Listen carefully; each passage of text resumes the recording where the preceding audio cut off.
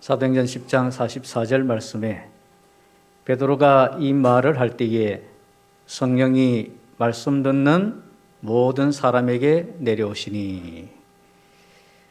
여러분 오늘 하루 평안하셨습니까? 비가 와서 많이 불편하셨지요? 그럼에도 불구하고 주의 전에 찾아오셔서 말씀 듣는 우리 모든 성도들에게 성령이 내려오시기를 간절히 기도합니다. 어느 목사님의 교회 출입문이라는 시가 있습니다. 교회 출입문. 원래 이제 1월 교회 목사님 지어서 주일인데 제가 안식일로 조금 바꿨습니다. 네. 안식일만 되면 교회 출입문을 바라본다. 시간이 되어도 나타나지 않는 성도들. 목사의 마음은 여름 가뭄에 마르는 논두렁이 된다. 속을 태우며 신경이 오로지 거기로만 간다. 한 영혼이 들어온다. 얼마나 반가운지 기운이 넘친다. 하늘의 문이 열려지는 듯하다. 와야 할 사람이 오질 않는다. 뚫어지게 바라본다. 끝내 안 보인다. 설교자는 맥없이 강단에 선다. 그리고 자꾸 출입문으로 눈이 간다. 오늘도 교회 출입문은 목사의 마음을 애태운다. 정말 목회자의 심정을 잘 대변하고 있는 그런 시라는 생각이 듭니다. 저도 예배 중에 몇 번씩이나 교회 출입문 쪽으로 눈이 가는지 모릅니다. 아무 연락도 없이 오지 않는 성도들을 기다리는 마음은 여기 표현처럼 여름 가뭄에 마르는 논두렁이 됩니다. 그나마 저는 알 수 없기 때문에 피치 못할 사정이 있겠지. 그렇게 생각하면서 스스로를 위로하지만 우리의 모든 것을 다 아시는 우리 예수님께서는 얼마나 애가 타실까 하는 그런 생각들을 매번 하게 됩니다.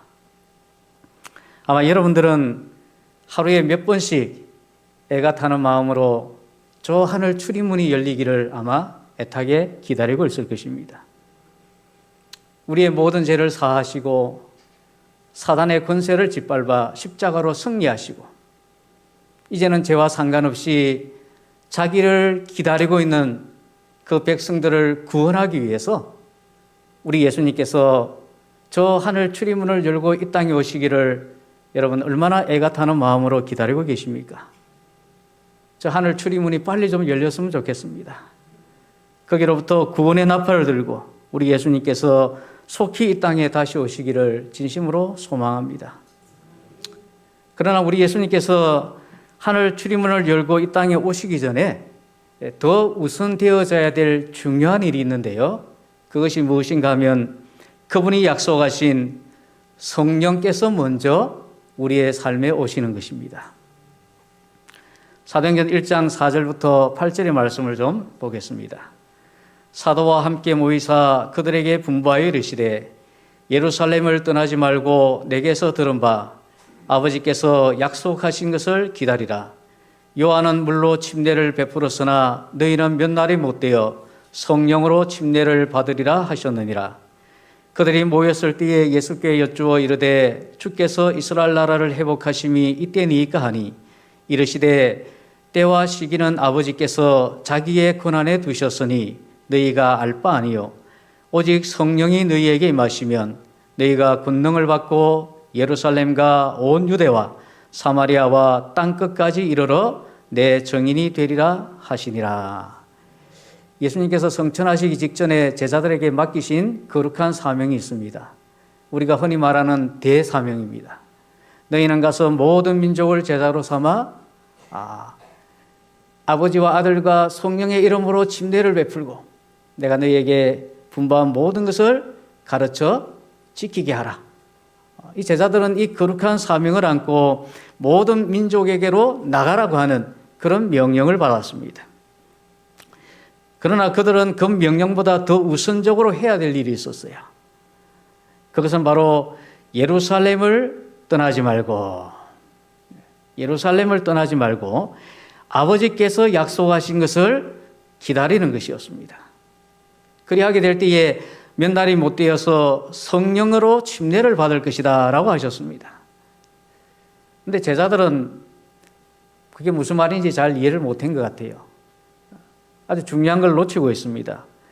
제자들은 아버지께서 약속하신 성령에 대해서 질문하지 않고 엉뚱하게도 주님의 왕국이 회복될 시간에 대해서 물어보고 있습니다. 6절에 보면 주께서 이스라엘 나라를 회복하심이 이때니까 이렇게 물어보고 있어요.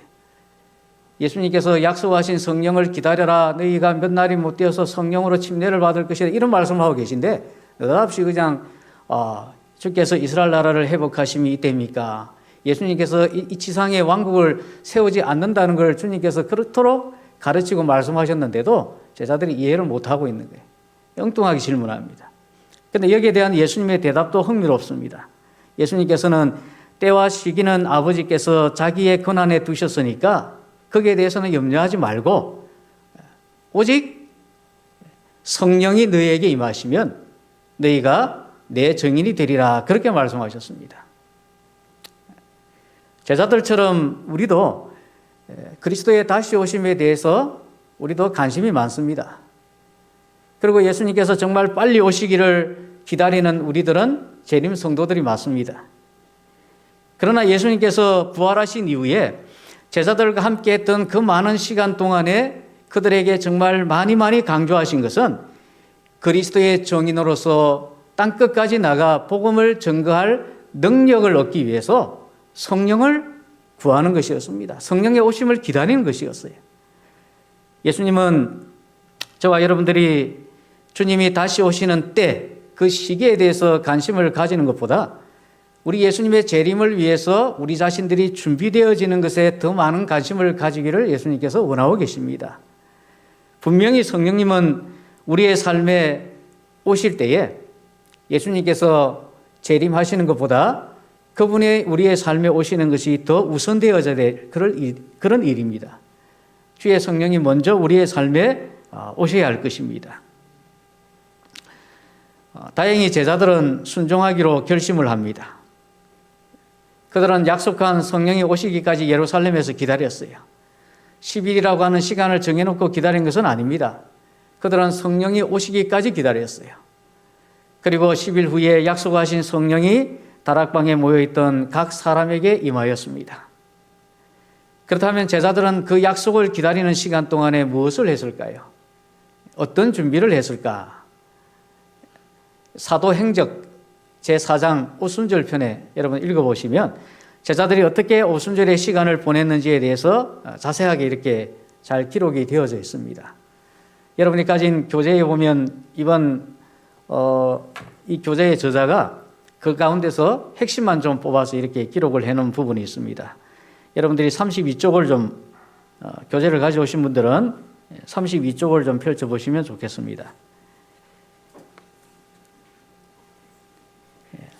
32쪽에 보면 오순절 부흥의 비결이라는 소제목이 나옵니다. 거기 밑에 보면 5번째 줄에 따옴표가 되어 있고 거기 보면 제자들은 약속의 성취를 기다릴 때에 참된 회개로 그들의 마음을 겸비하게 하고 그들의 불신을 자복하였다. 그들은 그리스도께서 하신 말씀을 상기하였다. 기억에서 사라졌던 진리들이 그들의 마음에 다시 떠올랐으며 그들은 서로 이것들을 전하였다. 그리스도의 경이로운 생애가 그들 앞에 한 장면 한 장면 스쳐 지나갔다. 그들은 그분의 순결하고 거룩한 생애를 명상하였다. 그들은 주님을 비탄에 적게 했던 일들에 대해 슬픔에 잠겼다. 그러나 용서를 받았다는 생각으로 그들은 위로를 받았다. 그들은 세상 앞에 가능한 한 담대히 주님을 시인하기로 결심했다. 제자들은 사람들을 만나기에 적합하게 되도록 그리고 매일의 교제에서 죄인들을 그리스도께 인도할 수 있는 말을 할 수 있도록 매우 열렬히 기도하였다. 그들은 영혼 구원에 대한 부담을 가졌다. 그들은 복음이 세상에 전해져야 할 것을 깨닫고 그리스도께서 약속하신 능력을 간구하였다. 기다리며 기도하는 제자들에게 성령이 충만하게 임하였으며 이는 모든 사람의 마음에 이르렀다. 성령의 감화로 참회와 자복의 기도가 죄를 용서받은 찬양의 노래와 함께 어우러졌다. 사도들은 놀라 어찌할 바를 모르며 사랑은 여기 있으니라고 부르짖었다. 제자들은 나누어 주신 선물을 붙잡았다. 그러자 어떤 일이 일어났는가? 하루에 수천 명이 회개하였다. 이 사도행적 35쪽에서 38쪽에 기록된 그 내용입니다. 여러분, 이 책의 저자는 방금 읽은 내용을 이렇게 아주 자세하게 요약을 잘 해놓고 있습니다. 34쪽에 보면 여러분들 그 교독체로 기록된 내용인데요. 여기 화면을 보시면 되겠습니다. 제자들이 오순절 동안에 그들의 삶에 나타난 어떤 특징들을 보면 방금 읽은 내용들을 요약한 것입니다. 제자들은 함께 모여서 약속을 기다렸습니다. 또 진정한 회개의 마음으로 자기 자신을 낮추었습니다. 그들의 불신을 고백했습니다. 예수님께서 당하실 희생에 관하여 하신 그 말씀들을 기억하였습니다. 그들이 기억하는 진리들을 서로 반복하여 나누었습니다. 예수님의 거룩한 생애를 묵상하고 세상에 예수님을 전하기로 결심하였습니다. 제자들은 죄인들을 그리스도께로 인도하기 위해서 정말 진지한 열망을 가지고 그들은 기도하였습니다. 불화에서 벗어나 교제를 통해 서로 가까워졌습니다. 죄사함의 노래로서 예수님을 찬양하였습니다. 하나님의 사랑에 경탄하며 이를 깊이 생각하였습니다. 제자들은 나눠주시는 선물을 붙잡았습니다. 그리고 마지막으로 제자들은 마음을 같이하여 하나가 되었습니다. 이것이 오순절 사건이 있게 한 요인입니다. 이것이 바로 오순절의 부흥의 비결이었습니다. 사랑하는 성도 여러분, 우리가 주의 이름으로 모일 때마다 마가의 다락방에서 볼 수 있었던 이런 제자들의 모습들을 우리가 다시 한번 볼 수 있게 되기를 바랍니다. 성령을 기다리는 이 제자들의 모습이 함께 모여 약속을 기다리고 또 회개하는 마음으로 자기를 낮추고 불신을 고백하고 예수님의 말씀들을 생각하고 예수님을 전하기로 결심하고 그리고 한 마음으로 기도하는 이런 제자들의 모습이 오늘 이 자리에 앉아 계신 바로 여러분들의 모습이 되기를 진심으로 바랍니다.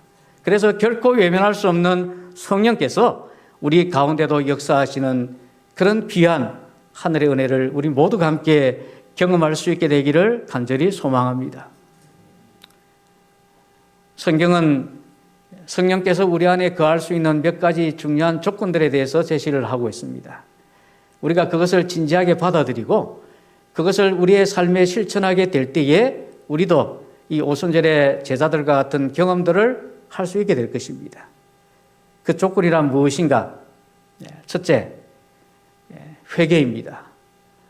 여러분들이 가진 교재 11장에 나와 있는 내용들을 정리해서 좀 말씀을 드리겠습니다. 첫째는 참된 회개입니다. 사도행전 2장 37절부터 38절까지 그들이 이 말을 듣고 마음에 찔려 베드로와 다른 사도들에게 물어 이르되 형제들아 우리가 어찌할꼬 하거늘 베드로가 이르되 너희가 회개하여 각각 예수 그리스도의 이름으로 침례를 받고 죄사함을 받으라. 그리하면 성령을 선물을 받으리니. 참된 회개는 이 성령의 사람들에게 나타나는 가장 먼저 나타나는 현상입니다. 다락방에 모여있는 120명의 사람들은 다 성격도 다르고 또 습관도 다 다르고 생각도 다 다른 사람들이에요. 그 자리에는 정말 질투와 야망과 또 난폭한 정신, 악한 성질, 의심하는 마음, 비평하는 정신들 그 자리에 함께 있었습니다. 만약에 그들이 질투와 비평에 대해서 그 마음의 문을 열어버렸더라면, 그들이 의심에 대해서 마음을 열었더라면 성령께서는 결코 그들과 함께 하실 수가 없었을 거예요. 그렇기 때문에 제자들은요, 그 약속이 성취되기를 기다리면서 참된 회개로서 그들의 마음을 겸비하게 하고 그들의 불신을 자복하였다고 사도행전 36페이지 아까 읽었던 말씀에도 나옵니다. 그들은 약속이 성취되기를 기다리면서 참된 회개로 그 마음을 겸비하게 하고 그들의 불신을 자복했습니다. 다른 사람들을 비평하고 다른 사람들을 험담하던 자기들의 허물을 고백했습니다. 악한 추측으로 인해서 다른 사람들을 의심하고 있던 자기들의 죄를 고백했습니다. 그들은 눈물을 흘리면서 자신들의 죄와 자기들의 허물을 뜨거운 성령의 불로서 다 태워주시기를 아주 간절하게 구함으로써 그 기도에 대한 응답을 받은 것입니다. 실물교훈 327쪽에는 제자들이 성령의 역사를 위해서 믿음과 기도로서 저희 자신을 완전히 굴복시켰을 때에 비로소 성령의 부어주심을 받았다라고 말씀을 하셨습니다. 자기 자신을 믿음과 기도로서 온전히 하나님께 굴복시켰을 때 그때 비로소 성령의 부어주심을 받았다는 거예요. 여러분, 이 교회의 작은 죄의 먼지라도 정말 성령에 불러서 말끔하게 태우기를 원하신다면, 우리의 마음 가운데 있는 악한 양심들을 성령의 불로 깨끗하게 태우기를 원하신다면, 우리의 심령 속에 자리 잡고 있는 온갖 죄악들과 온갖 허물들을 여러분 다 불러서 태우기를 원하신다면, 여러분 자신들을 하나님 앞에 온전히 굴복하십시오. 참된 회개를 통해서 마음을 겸비하게 함으로써 여러분들도 성령의 부어주심을 경험하는 우리 병원교회 사랑하는 성도들이 되기를 간절히 바랍니다. 두 번째는 절대적인 신뢰입니다. 내가 너희에게서 다만 이것을 알려하노니 너희가 성령을 받은 것이 율법의 행위로냐 혹은 듣고 믿음으로냐. 이는 그리스도 예수 안에서 아브라함의 복이 이방인에게 미치게 하고 또 우리로 하여금 믿음으로 말미암아 성령의 약속을 받게 하려 함이라. 갈라디아서 3장 2절 그리고 14절의 말씀입니다. 우리로 하여금 믿음으로 말미암아 성령의 약속을 받게 하려 함이라. 성경에서 말하는 믿음은 단순히 그냥 아는 것 차원이 아닙니다. 그냥 지적인 동의, 거기에 불과한 것이 아닙니다. 성경에서 말하는 믿음이라고 하는 것은 신뢰예요, 신뢰. 여러분, 오늘 비가 온다는 일기예보를 여러분들이 들었으니까 비가 올 것이라고 믿었겠지요. 그러면 그 믿음에 대한 확신이 있다면, 만약에 비가 내리지 않아도, 당장에 비가 안 와도 여러분 어떻게 해야 되겠습니까? 우산을 챙겨야 되죠. 그것이 바로 그거 일기예보에 대해를 신뢰하는 것입니다. 제자들은 하나님의 약속을 믿었어요. 그리고 그 믿음에 대한 확신을 가지고 어떻게 했는가? 그들이 예루살렘을 떠나지 않고 아버지가 약속하신 것을 기다렸던 거예요. 그 약속을 신뢰했기 때문에 제자들은 그대로 행동을 한 것입니다. 그들은 믿음으로 말미암아 성령의 약속을 받은 거예요. 그런데 이 성령의 약속은 어느 시대나 어느 족속에게 제한되어 있지는 않다. 그리스도께서는 성령의 거룩한 가마가 세상 끝날까지 그를 따르는 자들과 함께 할 것이라고 선언하셨다. 원한다면 모든 사람이 다 성령의 충만함을 받을 것이다. 사도행전에 이렇게 기록되어 있습니다. 여러분, 우리는 성령님을 느낄 수 있어서 믿는 게 아니고요. 하나님께서 약속을 하셨기 때문에 하나님이 성령을 보내주신다는 것을 믿는 것입니다. 여러분들은 그 믿음에 대한 확신이 있다면 어떻게 해야 되겠습니까? 하나님이 우리를 위해서 성령을 보내주시겠다 약속하셨고 그 약속에 대한 믿음을 가졌으면 여러분 어떻게 해야 되겠습니까? 여기 예수님께서 성령의 약속은 어느 시대나 어느 족속에게 제한하지 않고 성령의 거룩한 가마가 세상 끝날까지 그를 따르는 자들과 함께 할 것이라고 선언하고 계십니다. 그러고 난 다음에 원한다면 그랬어요. 원한다면 모든 사람이 다 성령의 충만함을 받을 것이다. 그렇게 약속하셨습니다. 우리에게 허락하신 성령의 약속을 신뢰한다면 우리는 그것을 간절히 원해야 하는 것입니다. 신뢰한다면, 믿음으로 그것이 이루어지기를 간절히 원해야 되는 거예요. 그런데 여러분, 오순절 성령의 불길 속에 있었던 사람은 120명 뿐이었습니다. 예수님의 부활을 목격했던 사람은 500명이 넘었지만 마가의 다락방에 모여서 주의 약속을 붙들고 간구하고 그 약속의 성취를 보았던 사람은 120명밖에 없어요. 우리 모두가 성령을 기대하지만, 그렇게 교회에 다닌다고 하지만, 그렇다고 해서 우리 모두에게 성령이 그렇게 충만하게 임하는 것은 아닙니다. 정말 주의 간절한 약속을 신뢰하지 않고, 그래서 그것을 원하지도 않고, 그것도 원하지 않기 때문에 아무것도 구하지 않는 그런 사람에게는 주의 능력이 임하지 않는 것입니다. 우리의 믿음이 약속의 축복을 붙들고 그것을 간절히 원하는 마음을 가지고 우리의 것으로 주장하게 될 때에 그때 하나님께서 우리에게 거룩한 능력을 부어주시는 것이죠. 원한다면, 여러분, 하나님의 약속이, 성령에 대한 약속이 우리 위에 성취되어지는 것을 원한다면 여러분 믿음으로 우리의 삶 속에 성취될 성령의 약속을 주장하십시오. 하나님께서 원한다면 모든 사람이 다 성령의 충만함을 받을 것이라고 이렇게 약속하셨습니다. 세 번째는 여러분 순종입니다. 순종은 모든 하나님의 축복을 받기 위한 조건이에요. 순종. 우리는 이 일의 증인이요 하나님이 자기에게 순종하는 사람들에게 주신 성령도 그러하니라. 자기에게 순종하는 사람들에게 주신 성령이라 했습니다. 하나님께 순종하는 사람에게 하나님께서 성령을 주셨어요. 그죠? 성경에는 믿음과 순종이 항상 이렇게 나란히 움직입니다. 별개의 것이 아니고 함께 이렇게 동력을 하고 있어요. 만일 우리가 하나님을 신뢰한다면 우리는 하나님의 부르심에 순종해야 합니다. 여러분의 교재에는 무디 선생에 대한 예화가 나와 있는데 한번 여러분들이 나중에 읽어보시면 좋겠어요. 무디가 하나님의 부르심을 받았을 때에 많은 갈등이 있었지만 그러나 그가 하나님의 부르심에 순종할 때에 정말 많은 일들을 행하는 성령의 사람이 됩니다. 우리가 하나님 말씀에 순종하고 하나님 말씀에 신뢰한다면 우리는 하나님의 말씀에 순종해야 하고 하나님의 뜻에 순종해야 합니다. 물론 사랑으로 그렇게 해야 돼요.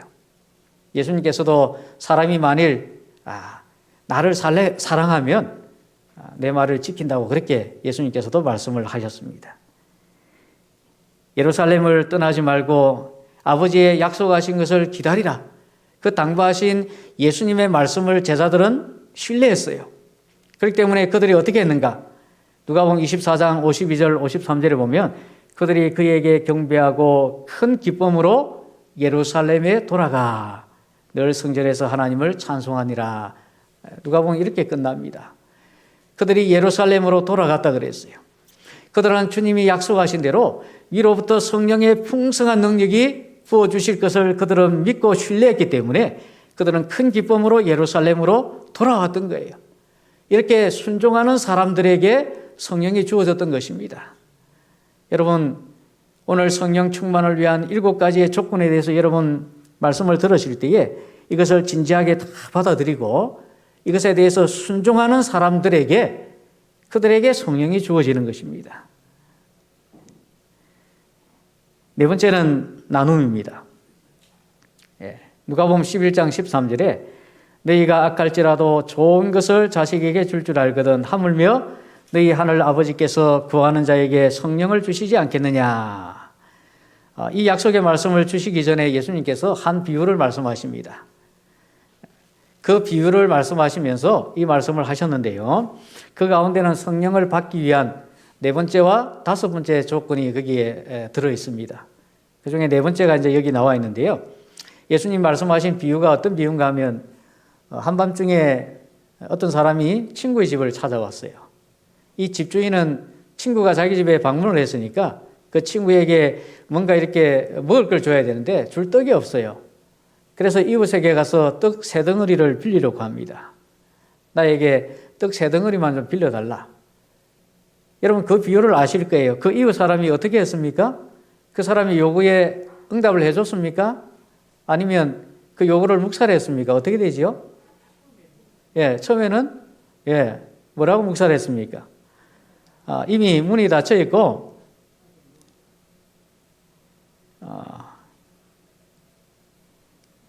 제가 그걸 기록을 안 했네요. 이미 문이 닫혀 있고 아이들이 곁에서 나와 함께 누워 있으니까 내가 일어나 나갈 수가 없다. 뭐 다음에 오라든지 내일 아침에 오라든지 그렇게 아마 돌려보냈을 것입니다. 이 말씀을 좀 더 쉽게 이해하기 위해서 우리 유대인들의 몇 가지 관습을 좀 이해할 필요가 있는데요. 날이 더우면 이 사람들은 밤에도 자주 여행을 합니다. 밤에 친구의 집에 찾아왔다고 이상한 건 아니고요. 이곳의 사람들은 손님들이 찾아오면 손님들을 아주 지극정성으로 대접을 합니다. 그것을 하나의 축복으로 생각을 했어요.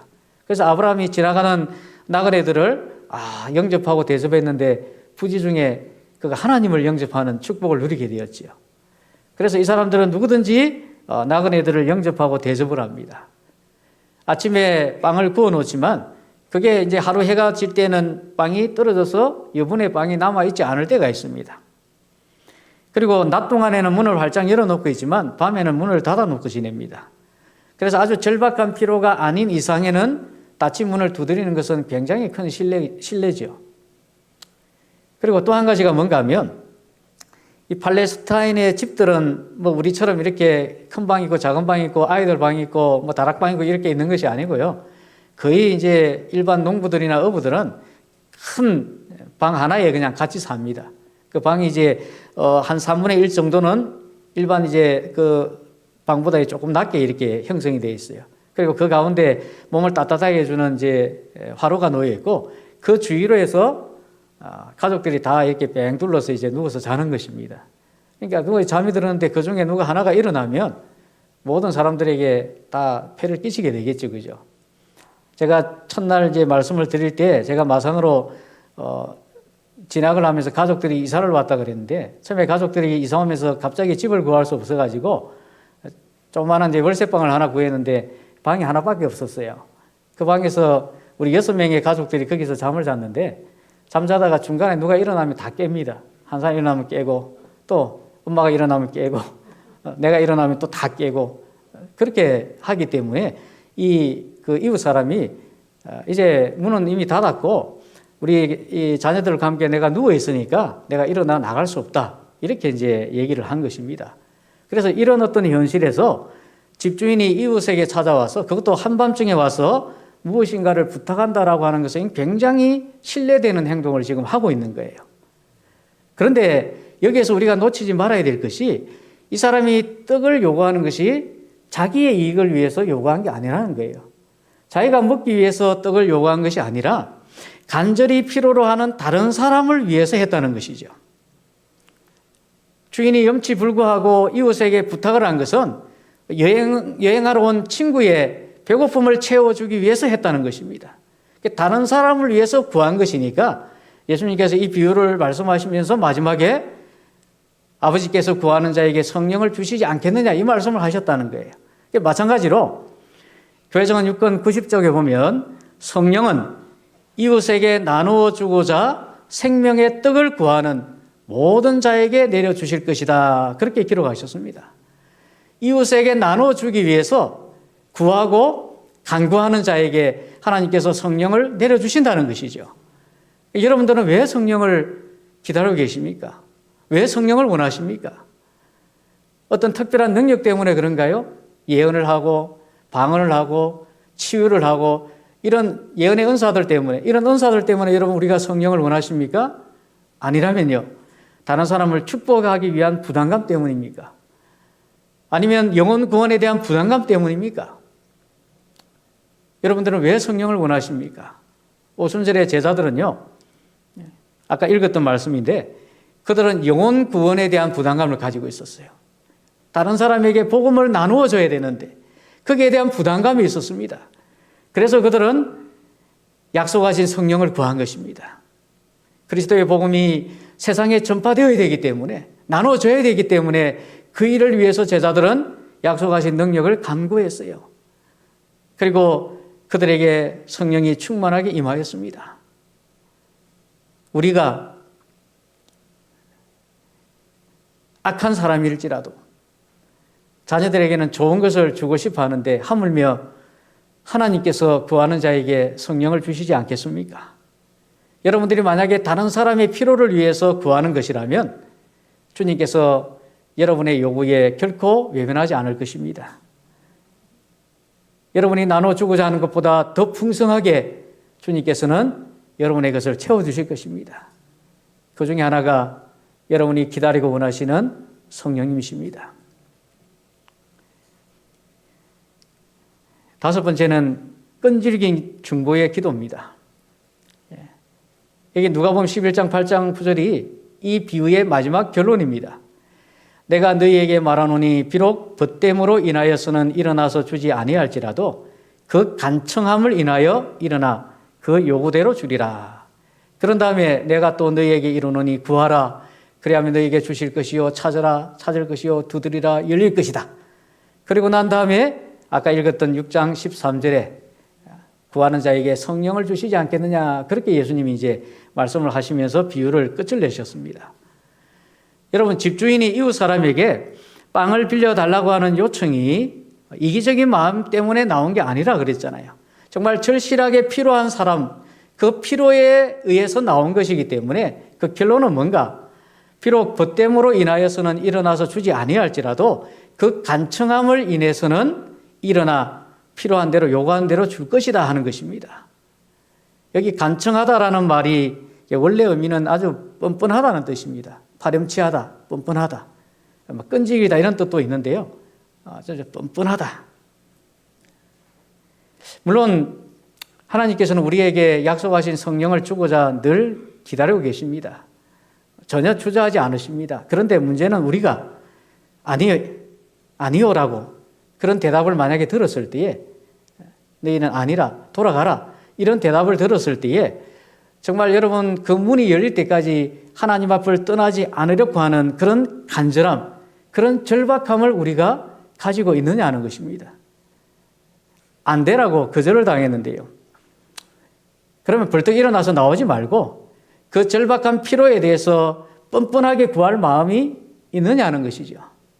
안 돼. 한 가나안 여인이 자기 딸 때문에 예수님을 찾아왔는데 예수님이 거절하셨잖아요. 그런데도 이 여인이 또 예수님께 요구하고 또 요구합니다. 나중에는 주인의 상에서 떨어지는 부스러기라도 좀 달라고. 그렇게 이 여인의 절박함을 보여주고 있잖아요. 우리도 안 돼. 돌아가.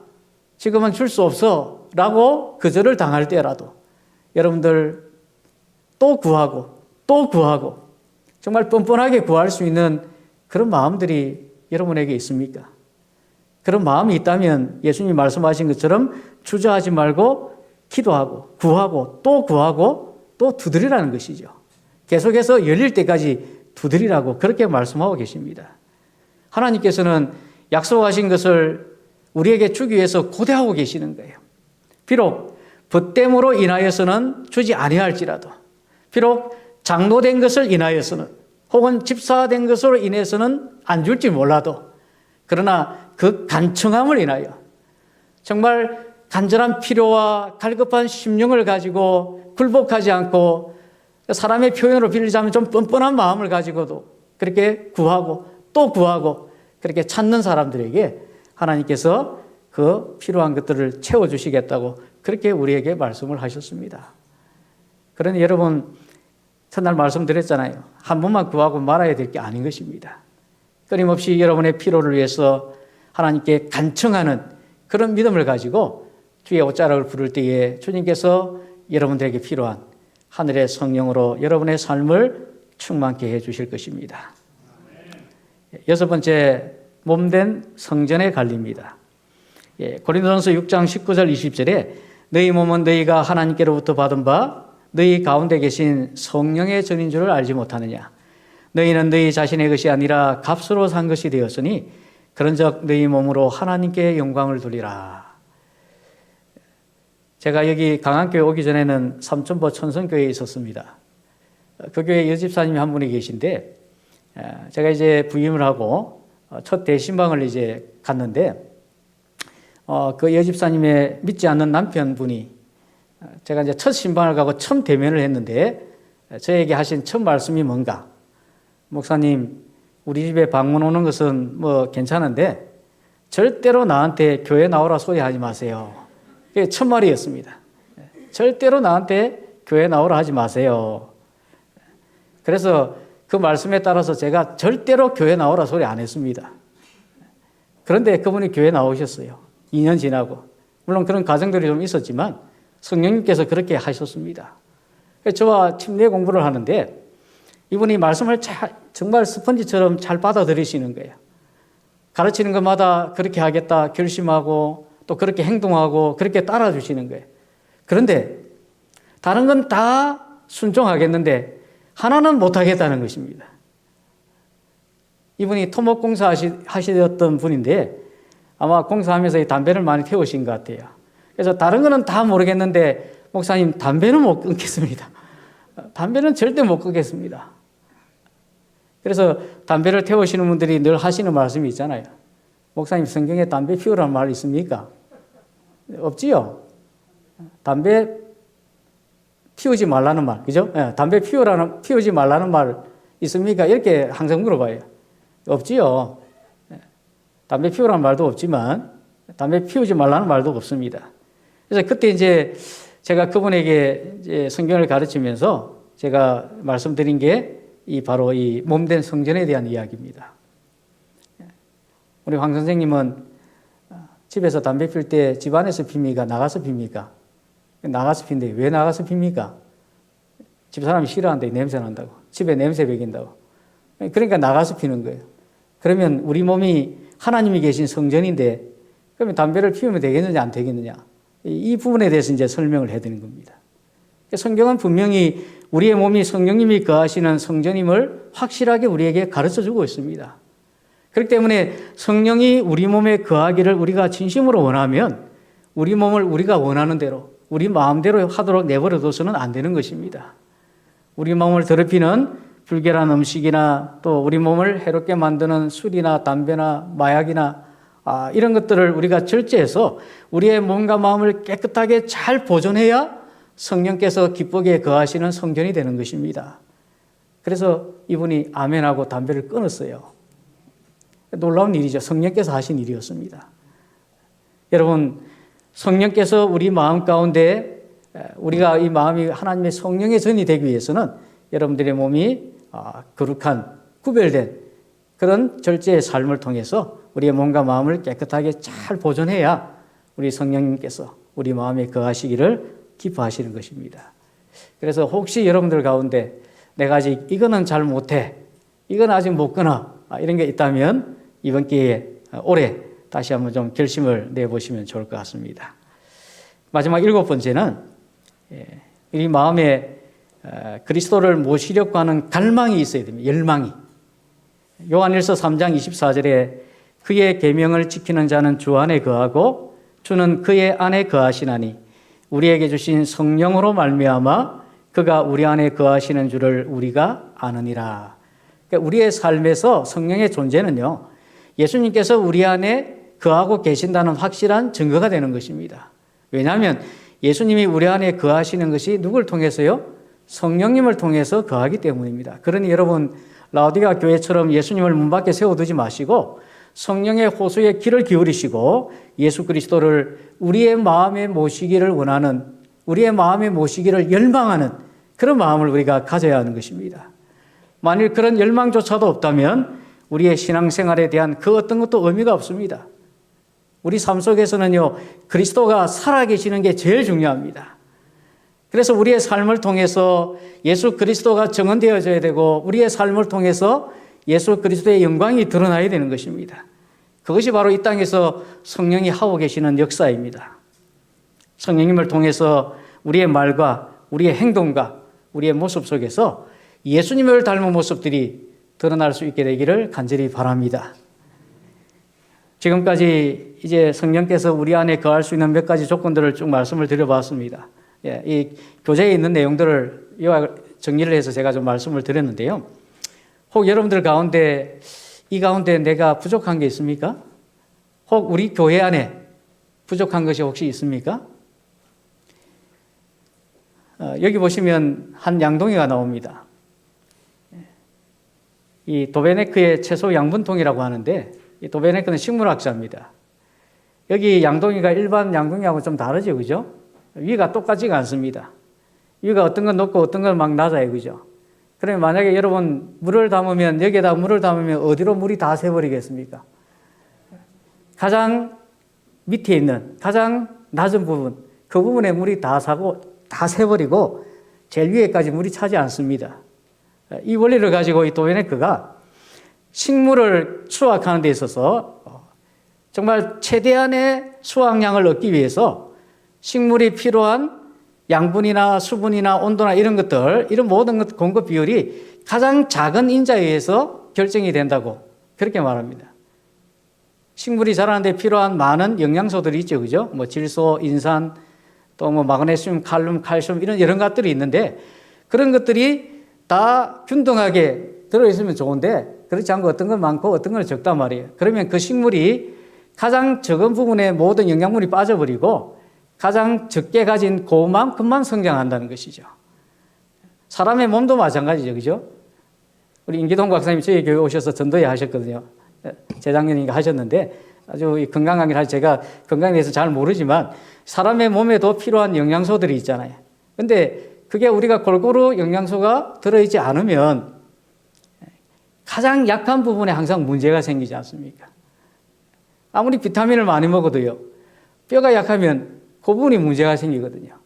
그것처럼 우리 교회 안에도 우리가 잘하는 것들이 많이 있고 또 하나님께 칭찬받는 것들이 많이 있지만 우리에게 가장 연약하고 가장 부족한 부분, 그것이 있으면요, 하늘에서 내리는 하나님의 그 은혜의 축복이 그 부분으로 다 새버린다는 것이죠. 위에까지 차지 않고 우리에게 가장 연약하고 부족한 부분으로 다 새버린다는 것입니다. 여러분, 성령을 받기 위한 7가지 조건 가운데 혹 여러분에게 부족한 게 있습니까? 혹 교회에 부족한 것이 있습니까? 그것조차도 우리의 연약함을 도우시고 우리가 마땅히 빌바를 알지 못할 때에 말할 수 없는 탄식으로 우리를 위해서 간구하시는 우리 성령 하나님의 도우심을 통해 그 부족한 부분까지 다 채워지게 되기를 바랍니다. 그래서 주님이 기뻐하시는 모습으로 하나님께 영광 돌리며 살아가는 성령의 사람들이 되시기를 간절히 바라면서 오늘 말씀을 마치겠습니다. 하나님 우리 아버지, 오늘 하루도 하나님의 은혜 가운데 살게 하시니 참으로 감사합니다. 우리에게 주어진 일에 열심을 행할 수 있도록 도와주시고 특별히 우리에게 맡겨진 거룩한 사명을 위해 하나님을 붙들고 간절하게 기도하게 도와주시고 그 피로를 채워줄 성령을 갈급하는 심령으로 주의 전을 찾도록 인도하시니 참으로 감사를 드립니다. 하나님 우리에게 여러 가지 부족하고 여러 가지 모자라고 연약함이 많이 있습니다. 오 주여, 우리의 연약함을 도우시고 우리를 위해서 탄원하고 계시는 성령께서 그 부족함까지 다 채워주셔서 이 교회를 통해서 우리를 통해서 하고자 하시는 거룩한 하나님의 역사가 일어날 수 있도록 축복하여 주시옵소서. 돌아가는 성도들의 발걸음에 함께 하시고 이날 밤 우리 모든 성도들 하나님 안에서 편안한 쉼을 누리도록 인도하여 주시옵기를 예수 그리스도의 이름으로 간절히 기도드리옵나이다. 아멘.